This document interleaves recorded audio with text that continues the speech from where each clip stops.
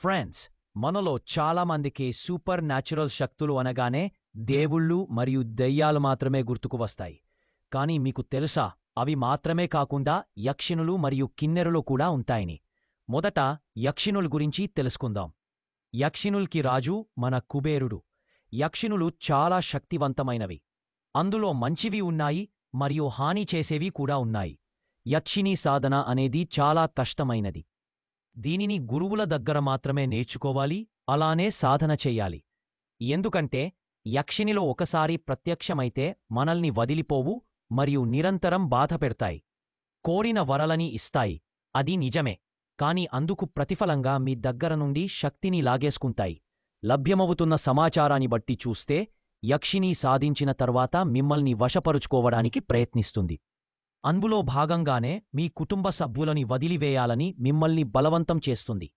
అలా మీరు మానసికంగా బలహీనులైన తర్వాత తన శక్తితో మీ ఆత్మని తనలో కలిపేసుకుంటుంది. అందుకే ఇలాంటివి చేసేటప్పుడు గురువు సహేతుకంగా చెయ్యమంటారు. ఎందుకంటే ఇంట్లో ఏదైనా తప్పు జరిగినా గురువు దగ్గర ఉండి సరిదిద్దుతాడు. యక్షిణి సాధించాలనుకునేవారు సంసార బంధనాలు లేకుండా ఉంటే మంచిది. అందుకే పూర్వం చాలామంది మంత్రగాళ్ళు యక్షిణిలని వశపరుచుకొని వారికి కావలసినవి చేయించుకునేవాళ్ళు. అలా అని అన్ని యక్షిణులు చెడ్డవాని కాదు.